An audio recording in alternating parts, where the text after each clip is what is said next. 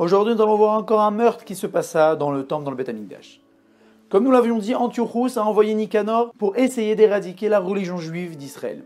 Il lui a dit, tu vas déraciner le Shabbat, la Brit Mila et Rosh Chodesh, c'est-à-dire que les Juifs n'auront plus de repères dans l'année pour fixer leur fête. Comme ça, Antiochus a pensé qu'il allait enlever toute sainteté du peuple d'Israël. Et Nicanor a commencé tout d'abord à souiller le Beth Amikdash, à impurifier les fioles d'huile, même à ériger des statues dans le Beth Amikdash, et a commencé même à offrir des cochons à ses idoles dans le Beth Amikdash.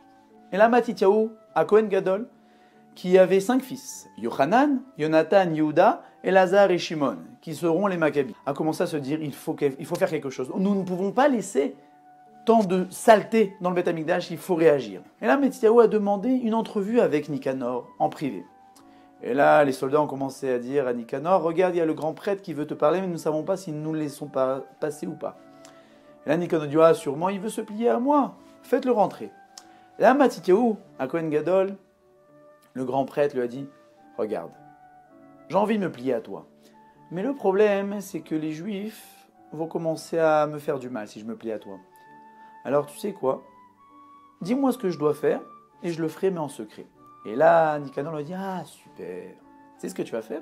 Tu vas prendre un cochon, tu vas le sacrifier et jeter son sang sur l'autel. Et là, Mattityahu lui dit, ok, je le fais. Mais il faut qu'on le fasse entre toi et moi. Je n'ai envie que personne ne voie ça, puisque, comme je te l'ai dit, j'ai peur de me faire tuer par les autres Juifs. Et là, Nicanor a réfléchi, il dit, ok. Ils sont rentrés dans le Beth Amikdash, a fait sortir tous ses soldats de la pièce.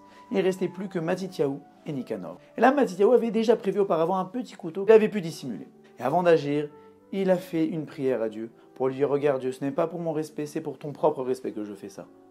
Je sais que c'est pas bien de tuer quelqu'un en Beth Amikdash, mais nous devons le faire pour ton propre respect, pour ta Torah et tes mitzvot.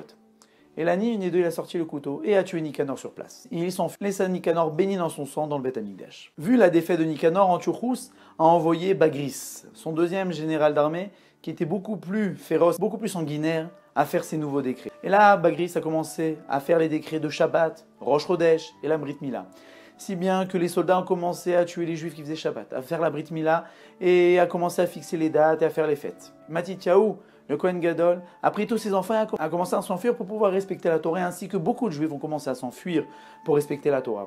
D'autres décrets ont suivi. Par exemple, il y avait un décret que nous ne devons pas étudier la Torah. Maintenant, le problème, c'est que les Juifs s'enfermaient chez eux. Dès qu'ils entendaient un Grec qui tapait à la porte, alors vite, ils se cachaient, faisant, soi-disant, qu'ils n'étudiaient pas la Torah. Alors, les Grecs ont commencé à leur dire, vous avez l'interdit de fermer vos portes à clé. Mais les Juifs, qu'ont-ils fait? Non seulement ils n'ont pas fermé la clé, mais ils ont même enlevé leurs portes. Comme ça, ok, le soldat grec n'avait pas à taper à la porte, mais au moins on pouvait le voir arriver. Et après, ils ont fait un autre décret qui devait inscrire sur leur taureau, sur toutes leurs bêtes, qui n'avaient pas de part chez le Dieu d'Israël. Et ces paroles de rébellion vers Dieu, les Juifs ne voulaient pas les inscrire sur leur taureau, sur leurs bêtes.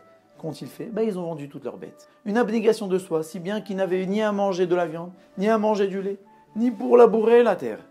Hachem leur a récompensé, leur a fait un miracle, si bien qu'il y avait des bêtes sauvages et des poulets et des oiseaux qui arrivaient chez eux prêts à être consommés. Et par rapport aux décrets principaux qui étaient Shabbat et la Brit Mila, il y a eu beaucoup d'histoires que les Juifs ont donné leur vie pour ça. Et cela nous allons raconter dans l'épisode suivant.